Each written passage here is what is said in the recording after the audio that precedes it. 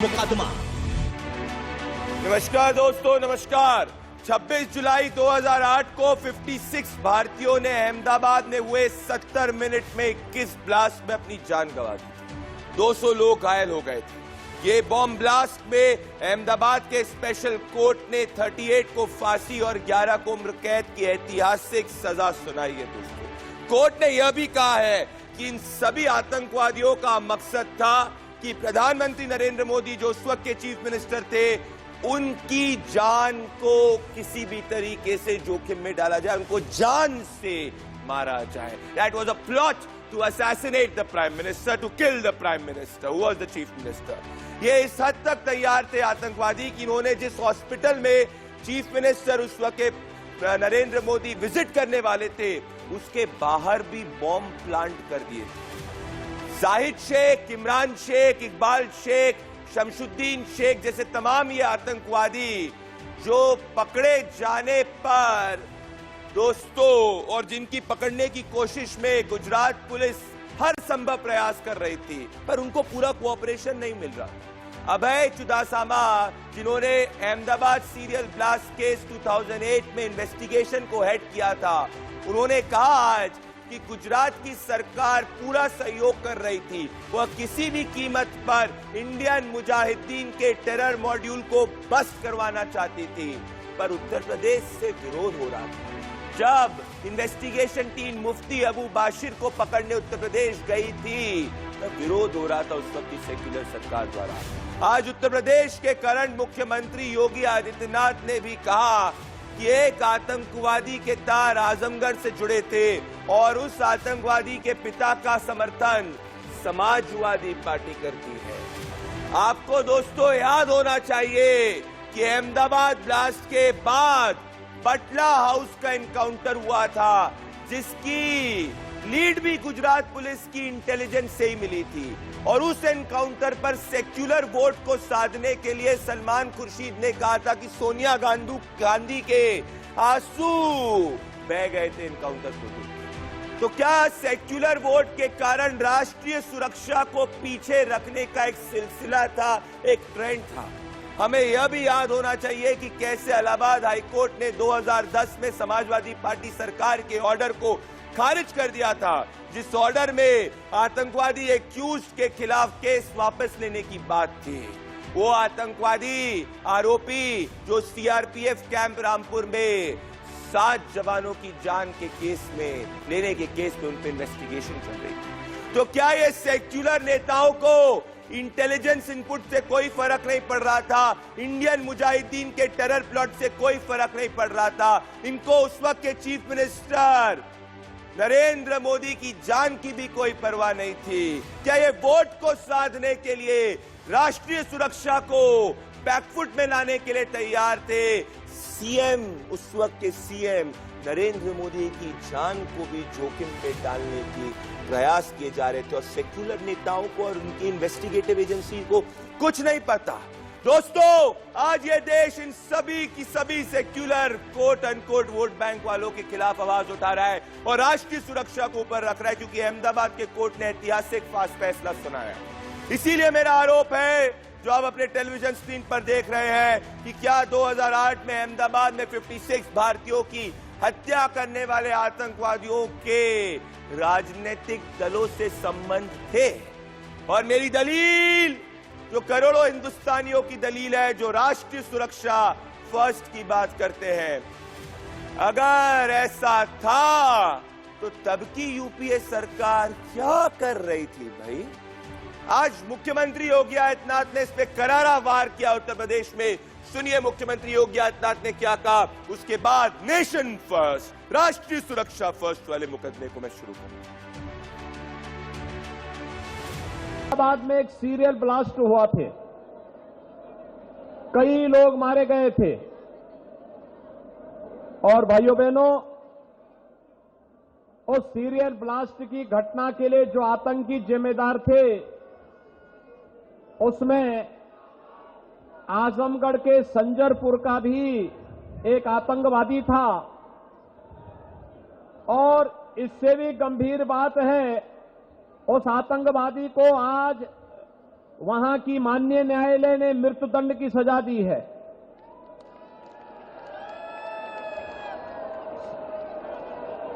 उस आतंकवादी के पिता का संबंध, उसके परिवार का संबंध किससे है मालूम है? समाजवादी पार्टी से। दोस्तों, मेरे साथ इस मुकदमे में गोपाल कृष्ण अग्रवाल जी, भारतीय जनता पार्टी के नेशनल स्पोक्स पर्सन और सीनियर लीडर, मेरे साथ विनय सिंह, पॉलिटिकल एनालिस्ट, मेरे साथ जितेंद्र के Ojha ji, internal security expert जुड़ रहे हैं, मेरे साथ अभिषेक सुधीर, पॉलिटिकल एनालिस्ट और समाजवादी पार्टी को सपोर्ट करते हैं, मेरे साथ निशांत वर्मा जी, पॉलिटिकल एनालिस्ट जुड़ रहे हैं, और मेरे साथ जीएस बाली जी, कांग्रेस पार्टी के सीनियर लीडर इस वक्त लाइव जुड़ रहे हैं मेरे साथ। वो माइक अप हो रहे हैं, आप देख सकते हैं बाली जी। मैं इस मुकदमे की शुरुआत करना चाहता हूं।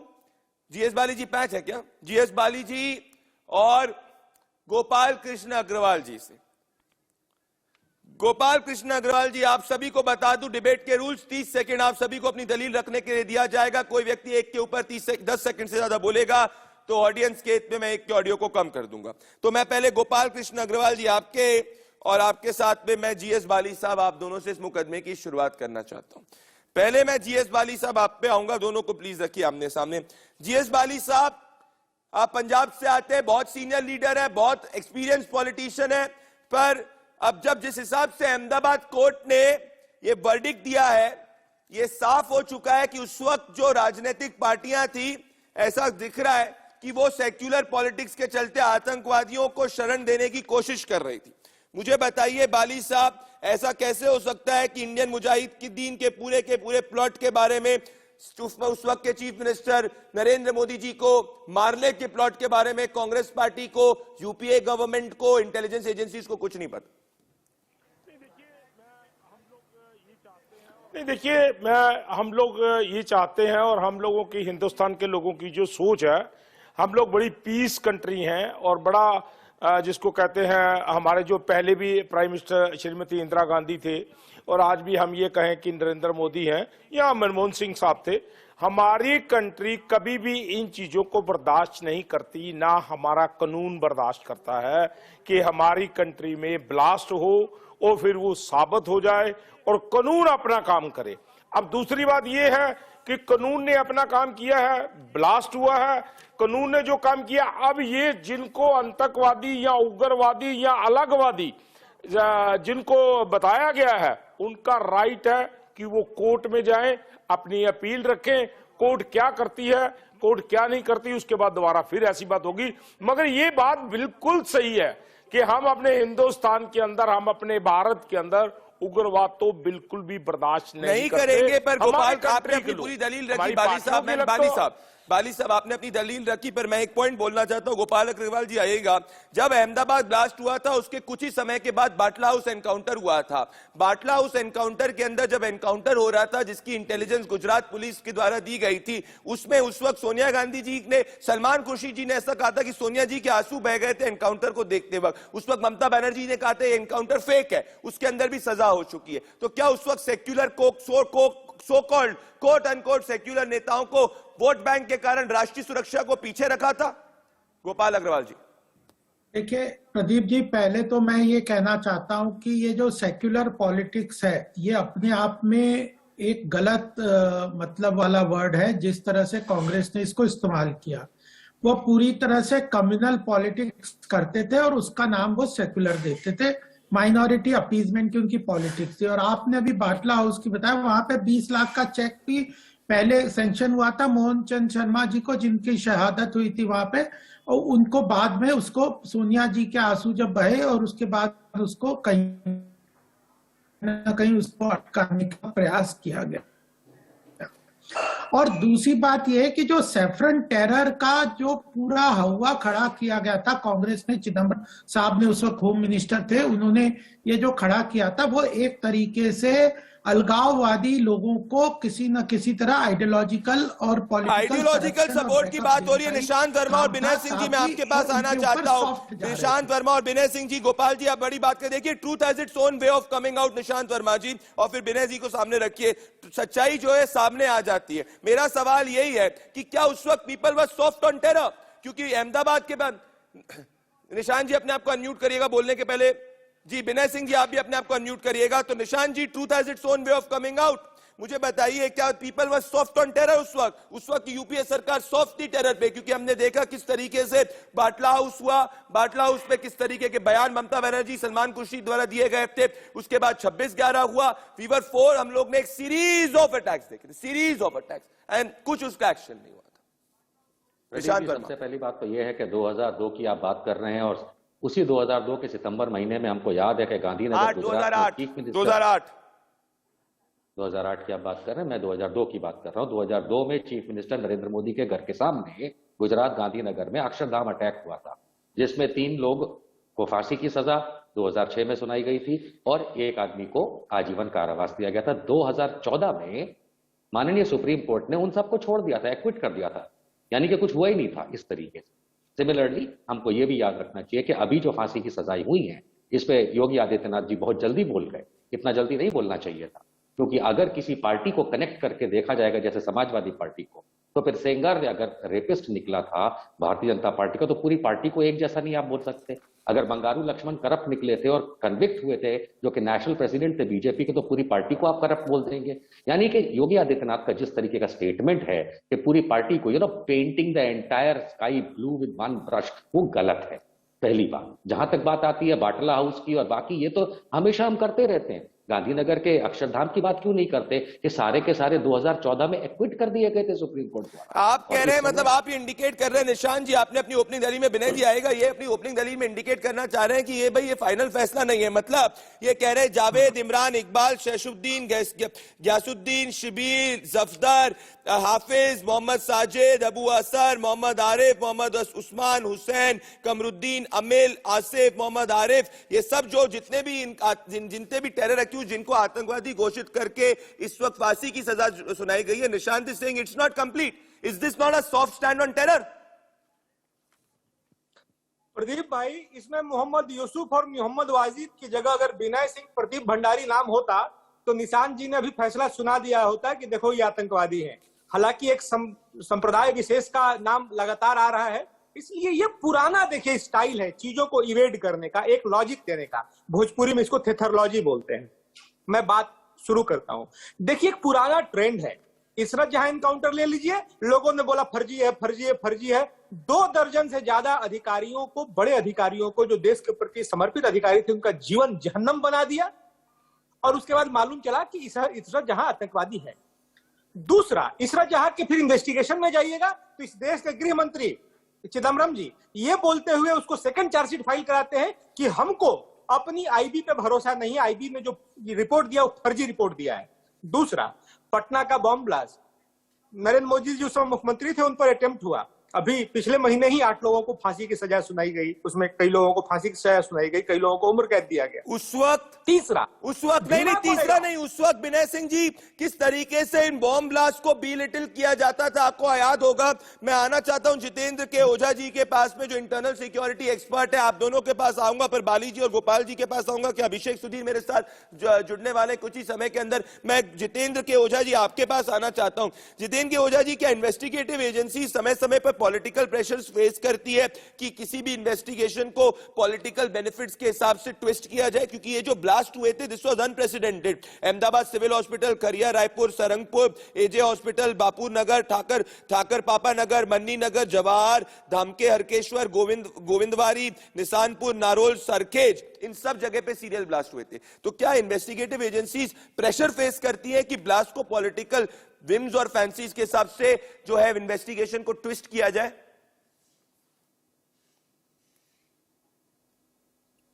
अनम्यूट करिए अपने आप को। कि मैं इंटरनल सिक्योरिटी नहीं बल्कि नेशनल सिक्योरिटी। जी, national security, please go ahead. जी बोलिए, आ रही है आपकी आवाज।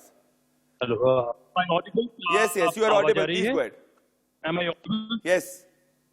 मैं नेशनल सिक्योरिटी एक्सपर्ट। अच्छा, दूसरा बात मैं कहना चाहूंगा कि राष्ट्रीय सुरक्षा के तमाम मुद्दों पे सरकार और ऑपोजिशन, सरकार और समाज को एक साथ चलने की जरूरत है, क्योंकि जितनी गंभीर आतंकवाद की समस्या हम झेल रहे हैं, दुनिया में कोई देश नहीं झेल रहा है।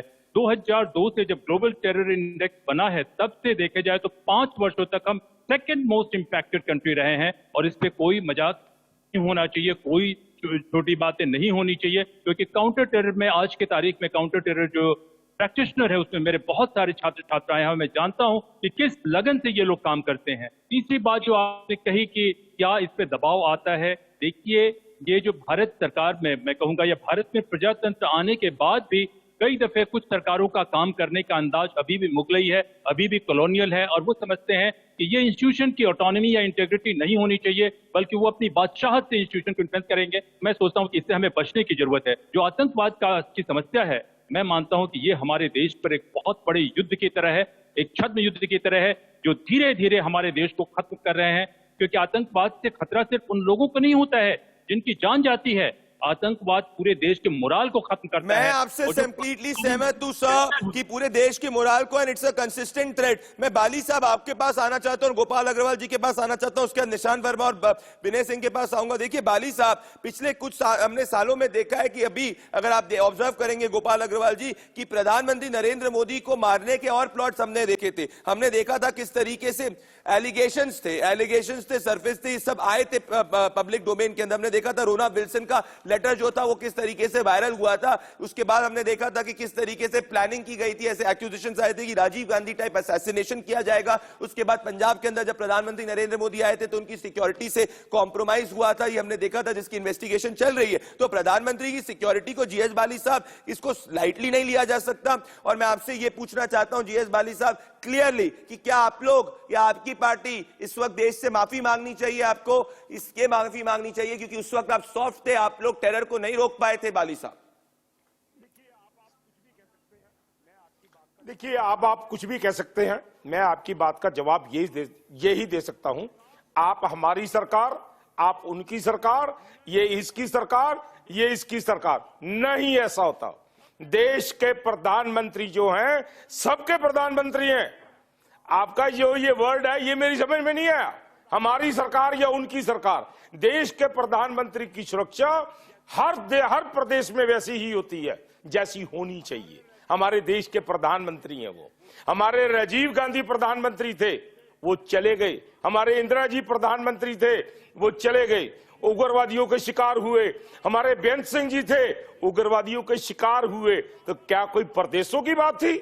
मैं फिर बार बार कहूंगा, ये मुद्दा बनाया गया है। अरे भाई, उनके पास तो कोई बंदा पहुंचा ही नहीं जिनको हम ये कहें कि उग्रवादियों ने जो है, या किसी और किसी खालिस्तानियों ने या किसी लोगों ने प्रधानमंत्री जी को टच कर। बीजेपी के लोग थे भाई, आज भी देख लीजिए आप, उनके झंडे थे। किसानों के पास तो वो पहुंच ही नहीं पाए, वहां से मेरे ख्याल है 5-7 किलोमीटर दूर। मैं कहना चाहता हूं बाली साहब, गोपाल अग्रवाल जी, बात बहुत ज्यादा गंभीर है। बात गंभीर इसीलिए गोपाल अग्रवाल जी कि हमने देखा था कि जब ऐसी बातें होती थी तो दिग्विजय सिंह जो है वो कहते सिमी के पास, सिमी के लिए उनका किस तरीके से सॉफ्ट कॉर्नर हमने देखा था, और किस तरीके के बयान दिग्विजय सिंह के थे, आप भी अच्छी तरीके से जानते हैं गोपाल अग्रवाल जी। बाली साहब इस वक्त का है, पर दूसरी बात यह होती कि क्या उस वक्त की सरकार, इंडियन मुजाहिदीन, सिमी, इन सब पे सॉफ्ट थी? क्या इस वक्त पीएफआई पे जिस हिसाब से खुलकर बोला जा रहा है, जिस हिसाब से पीएफआई का भी थ्रेट है जो आगे सामने आ रहा है, क्या ये can we take it so lightly? बिल्कुल नहीं प्रदीप जी। अभी पंजाब में जिस तरह प्रधानमंत्री जी की सिक्योरिटी का ब्रीच हुआ है, और उसके बाद जो पंजाब के चीफ मिनिस्टर का बयान आया था चन्नी जी का कि भाई प्रधानमंत्री की सिक्योरिटी को कोई थ्रेट नहीं है, क्या वो तय करेंगे अपने घर में बैठे हुए कि प्रधानमंत्री की सिक्योरिटी को थ्रेट नहीं है? जब जिस तरह से प्रधानमंत्री जा रहे थे, एक फ्लाईओवर के बीच में उनका रास्ता रोका गया, और स्पष्ट नजर आ रहा है कि गृह मंत्री जी ने भी कहा है कि उनके ऊपर इन्वेस्टिगेशन तो हो रही है, लेकिन उन्होंने कहा था किराए के लोगों के द्वारा वह रास्ता रुकवाया गया। और उसके हिसाब से जो चीफ मिनिस्टर थे पंजाब के, उनका किस तरह का रवैया था, वो फोन पे नहीं आ रहे थे, एसपी जी के फोन को रिस्पॉन्ड नहीं कर रहे थे। और उन्हें साथ में प्रधानमंत्री को लेने जाना था, उसके ऊपर उन्होंने कोताही बरती। ये सब तरीके से समझ में आता है कि कनाइवेंस नहीं है, लेकिन एक इकोसिस्टम होता है। एक इकोसिस्टम की बात कर रहे हैं गोपाल अग्रवाल जी। मैं अभिषेक सुधीर के पास आना चाहता हूं और विनय सिंह और निशांत जी के पास आ रहा हूं। मैं अभिषेक सुधीर जी, मेरे हिसाब से आपको सवालों के जवाब देने की जरूरत है। आज चीफ मिनिस्टर योगी आदित्यनाथ ने कहा है कि जो तार है वो आजमगढ़ से जुड़ते हैं। मुझे आप बताइए कि क्या आप ये एक्यूज जो है, ये एक्यूज का नाम जानते हैं आप? कौन कौन है एक्यूज इनमें? एक्यूज का नाम जानते हैं आप? बोल सकते हैं थोड़े 2-4 एक्यूज का नाम आप, अभिषेक सुधीर जी? जिनको आतंकवादी घोषित किया गया है, जिनको आतंकवादी घोषित किया गया, जिनको डेथ सेंटेंस दिया गया, उनके नाम बताइए मुझे जरा। बाबा जी तो आरोप डाल रहे हैं, बाबा जी ने लिया है उनके नाम? आप बता सकते हैं? थोड़ा मैं लेट जुड़ा हूं आपके शो में। बाबा जी ने नाम बताए इनके? कोर्ट ने बता दिए, मैं आपके सामने कोर्ट ने बताया, नाम पढ़ देता हूं। मेरे लिए पॉलिटिकल नहीं, मेरे लिए नेशनल सिक्योरिटी इंपॉर्टेंट है। अगर आप बताइए नाम। नहीं, आप बताइए सर, मुझे तो नाम पता नहीं है। बाबा जी ने तो आरोप डाला है ना, इसीलिए आप बताइए नाम आज क्या है? 38 आपको पता है ना, आज वर्डिक्ट आई है, आपको पता? इस केस में वर्डिक्ट आया है, कितने लोग मारे गए थे, बॉम्ब ब्लास्ट हुआ था, 38 लोगों को फांसी की सजा दी गई है। जानते हैं आप? जावेद, इमरान, इकबाल, शैशुद्दीन, गयासुद्दीन, शिबीर, ऐसे सभी लोगों को फांसी की सजा दी गई है। किस टेरर आउटफिट से जुड़े हैं आप जानते हैं? आप बताएंगे जरा?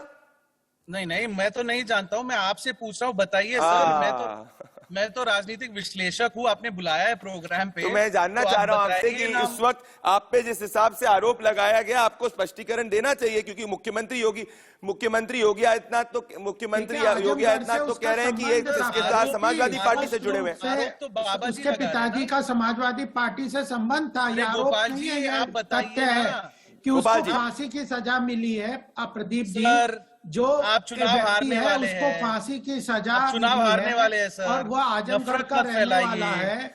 इस नफरत मत फैलाइए। पिताजी समाजवादी, नफरत क्या है? क्यों फैला रहे हैं? नफरत की बात है क्या? फैलाना कैसे? अगर नफरत क्यों फैला रहे हैं? क्रिमिनल कहें, उसको जिसको फांसी की सजा मिली है उसके बारे में बात कर रहे हैं। इसमें क्या नफरत है? फांसी की सजा जिसको मिली है। इससे एसपी और ऑपोजिशन से क्या लेना देना इन लोगों से? आप बताइए। वही तो लेना देना ही तो बता रहे हैं। वो आजमगढ़ का रहने वाला है, उसके पिताजी समाजवादी पार्टी के सदस्य है, वहां के नेता है। अच्छा, नाम बताइए। और इससे क्या संबंध चाहिए आपको? नाम बताइए। जिसको जो फांसी की सजा मिली है, नाम बताइए। को नाम आपको यह बताओ कि वो आजमगढ़ का नाम बताइए। हिम्मत है तो नाम बताइए, मैं चुनौती देता हूँ आपको। क्या नाम हिम्मत है? 38 लोगों के बीच में सारे अरे नाम बताइए। और क्यों नाम से आप क्या करेंगे? आपको क्या नाम करेंगे? नाम नहीं बता रहे। अभिषेक सुधीर जी, विनय सिंह जी आप आए। अभिषेक जी नाम पे इंसिस्टेंट है। मैं कहना चाह रहा हूं, अभिषेक जी ने एक स्टेटमेंट दिया। अभिषेक जी ने बोला चुनाव हारने वाली है भाजपा। मैं कह रहा हूं राष्ट्रीय सुरक्षा को कौन चुनाव जीते कौन चुनाव हारे, इससे क्या संबंध है भाई? राष्ट्रीय सुरक्षा है, अहमदाबाद ब्लास्ट के अंदर कन्विक्ट हुए, उनको फांसी की सजा हुई है, इससे इतनी घबराहट क्यों है? इसको उत्तर प्रदेश चुनाव से देखा क्यों जा रहा है लिंक करके? विनय सिंह जी और अभिषेक जी, फिर आ रहा हूं निशांत जी। साफ होने वाला है भाजपा की। अरे तो भाजपा की सुपड़ा साफ हो या 300 है, उसका इस केस से क्या लेना देना है? आप चिंता ना करो, आपका सुपड़ा साफ तो हो चुका है। आप विनय जी बात करिए, काम पे बात करिए, मुद्दों पे आइए। राष्ट्रीय सुरक्षा मुद्दा नहीं है। सुपड़ा साफ की बात कर रहे हो आप, कह रहे हैं हम बताएं 80-20 80-20 नफरत फैलाते रहते हैं आप। अरे अभिषेक भाई थोड़ा शांत हो जाओ तो मैं भी बोल लूं। हाँ बोलिए। देखो, भाजपा के सुपड़े पे तो चर्चा हो नहीं रही है। चर्चा हो रही है कि आपकी पार्टी समाजवादी पार्टी का कोई टेरर लिंक है क्या? मैं बताता हूं। सर मैं समाजवादी पार्टी से नहीं हूं। सुन तो लीजिए बाबा, सुन लीजिए। समाजवादी पार्टी से नहीं हूं मैं। सपोर्ट करते हैं थोड़ा सा। सपोर्ट करता हूं। जो भी बीजेपी के खिलाफ है, जो भी बीजेपी के खिलाफ है, मैं उनके साथ। समाजवादी पार्टी टेररिस्ट को प्रेम करती है। जो भी ये नफरत फैलाने वाले पार्टी, ये नफरत की बात नहीं है। अभिषेक सुधीर जी, क्या ये सच है कि नहीं कि अबू आसिम आजमी जी ने कल ही क्लीन चिट दे दी थी, कहते हुए कि अहमदाबाद ब्लास्ट एक्यूज के अंदर मुफ्ती अबू बाशिर जो है, वो जो एक्यूज्ड है, उसको एक क्लीन चिट दे दी थी और कहा था ऐसा हो ही नहीं सकता कि बाशिर इन्वॉल्व है इस ब्लास्ट के अंदर। क्यों आप मेरे साथ फैक्ट्स पे डिबेट करना चाह रहे हैं? बीजेपी कांग्रेस समाजवादी की बात नहीं है, ये राष्ट्रीय सुरक्षा की बात है। विनय सिंह जी समझाइए इनको, हमारे मित्र अभिषेक सुधीर जी को। भले भाजपा 300 लाया 50 लाए, राष्ट्रीय सुरक्षा से क्या लेना वाले हैं? भाई हुटिंग मत करो यार, ये डिबेट है, इसमें हुटिंग का कहाँ स्थान है? मैं बोल लूं फिर बोल लेना, आप कौन कर रहा है भाई? विनय जी फिर अभिषेक जी 20 सेकंड। मैं पिछले चुनाव पे, देखो फिर आप वोटिंग कर रहे हो। पिछले चुनाव पे आता हूं, समाजवादी पार्टी कांग्रेस साथ मिलकर चुनाव लड़ रही थी और इनको पॉपुलर फ्रंट ऑफ इंडिया ने समर्थन दिया था। अरे यार झूठ मत बोलो। पॉपुलर फ्रंट ऑफ इंडिया एक क्रेडेंशियल के बारे में जानते हैं आप? वो पहले झूठ क्यों बोलते हो? प्रेस कॉन्फ्रेंस करके समर्थन दिया था।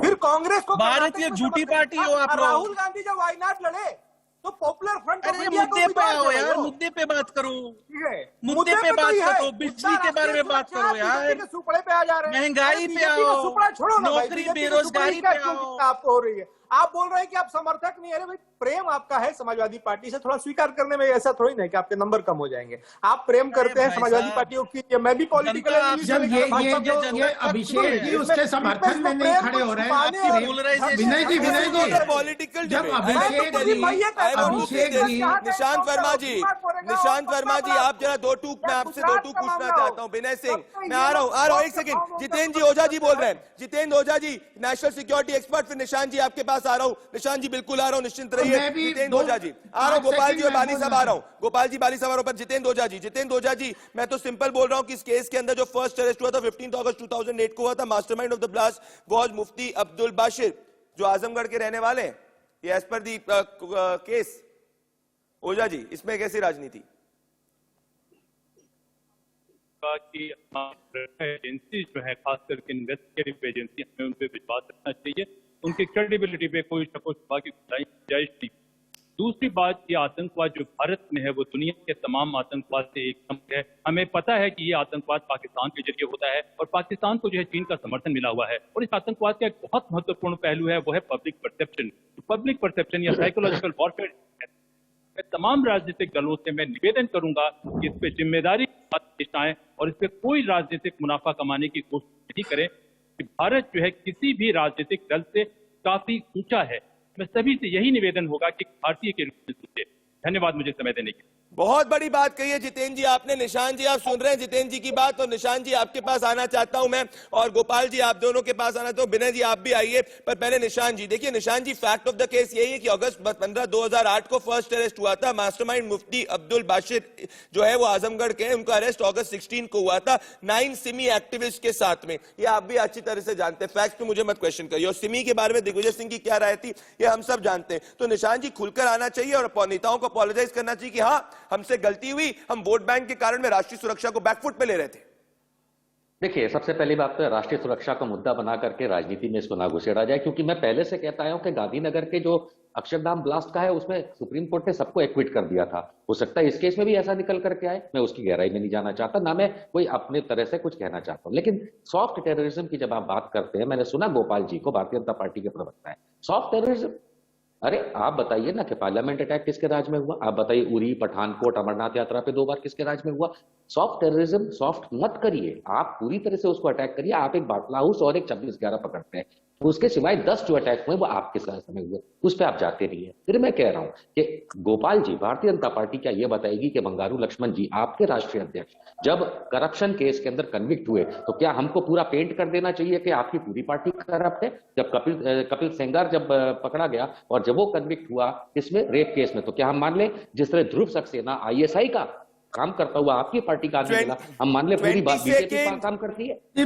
निशांत जी, गोपाल जी, जब मैं बताना चाहता हूं अभिषेक सुधीर जी को जो सीनियर पॉलिटिकल एनालिस्ट हैं कि 8 अगस्त 2008 को मुंबई के अंदर समाजवादी पार्टी के स्टेट यूनिट प्रेसिडेंट और मेंबर, तब के स्टेट यूनिट प्रेसिडेंट और मेंबर ऑफ पार्लियामेंट अभी अबू आसिम आजमी साहब ने कहा था, क्लीन चिट दे दी थी, कहा था अहमदाबाद बॉम्ब ब्लास्ट के में मुफ्ती अबू बाशिर एक्यूज्ड हो ही नहीं सकता, ऐसी पॉसिबिलिटी नहीं है कि बाशिर इस केस के अंदर इन्वॉल्व है। ये इस तरीके के पहले ही जब इन्वेस्टिगेशन चल रही थी, बिना किसी चीज के आपने वोट बैंक के लिए एक एक्यूज को बोल दिया कि भैया वो हो ही नहीं सकता, फ्री है। आप सभी बने रहे इसी सवाल पे, इसी पे मैं जवाब लेने वाला हूं अभिषेक जी और गोपाल जी आपसे। दोस्तों देखिए देश कैसे रिएक्ट कर रहा है, तुरंत लौट रहा हूं। देखिए गोपाल जी, मैं आप सबसे डायरेक्टली कहना चाहता हूं, हर फैक्ट यहां पे है। उस वक्त इतने क्यों नेता जो थे, ये अबू आजमी उस वक्त समाजवादी पार्टी के स्टेट यूनिट प्रेसिडेंट थे।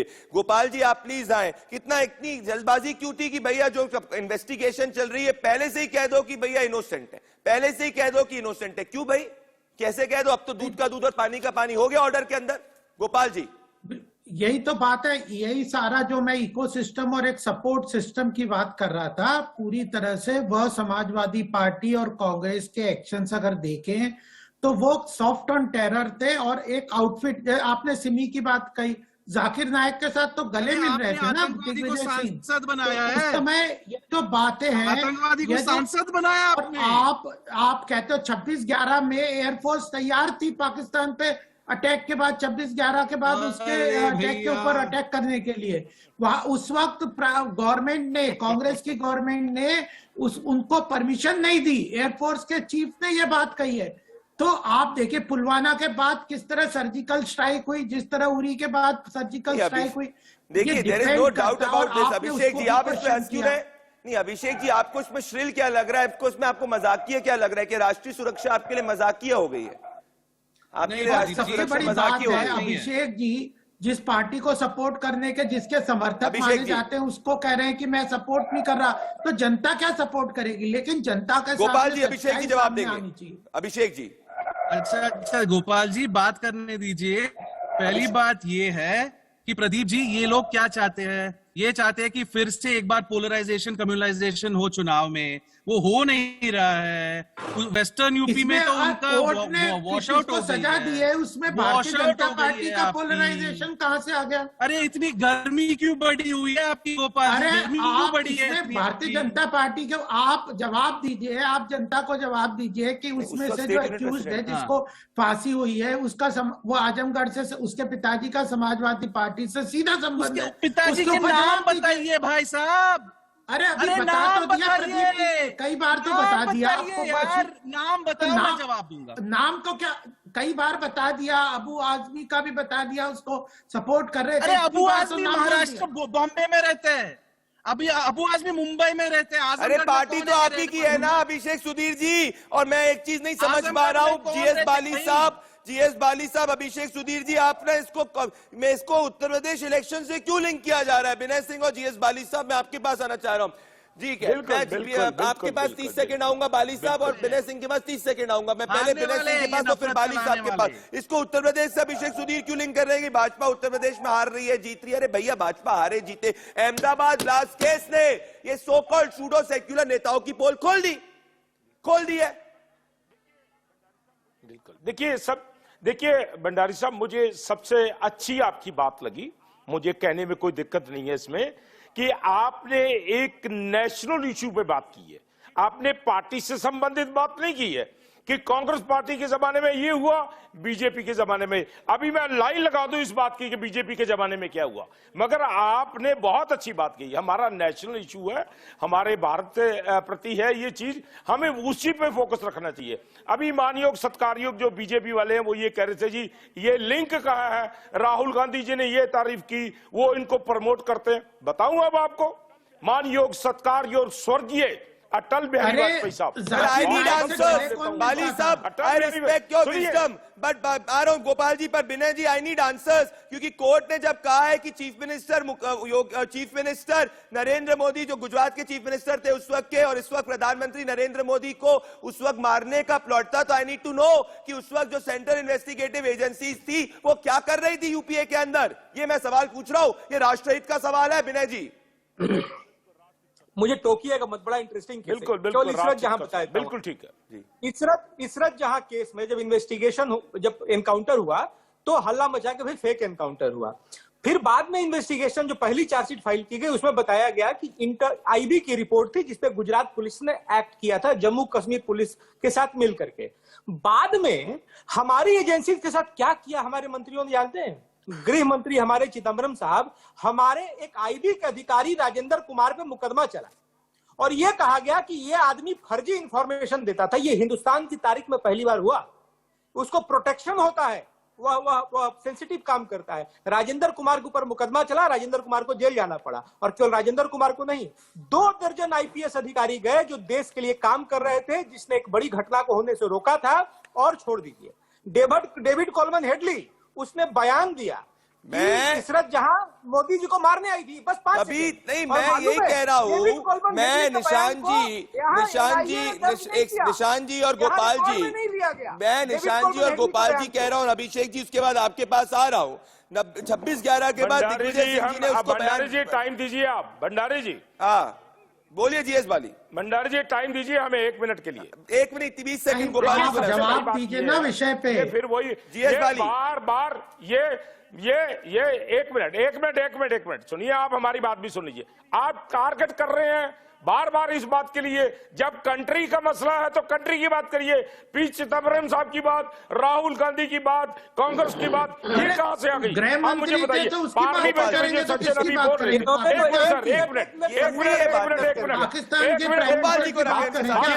अरे भाई बात करने दीजिए, आप बीच में बात क्यों? अरे भाई बात करने दीजिए ना आप बीच में। तो आप जो कह रहे थे कि पार्लियामेंट में जब हमला हुआ किसकी सरकार थी? तो किसका नाम? अरे भाई जब आप बार बार इस बात कंट्री की बात करिए कि कंट्री के अंदर जो उग्रवाद है वो नहीं होना चाहिए, जो आतंकवाद है वो नहीं होना चाहिए। आप बार बार अरे गृह मंत्री के बारे में बात नहीं करेंगे उस वक्त? क्यों टारगेट कर रहे हैं आप? अरे गृह मंत्री उस वक्त जो थे जिसकी जिम्मेदारी थी, जिसका कन्वेंस था इस सारे में।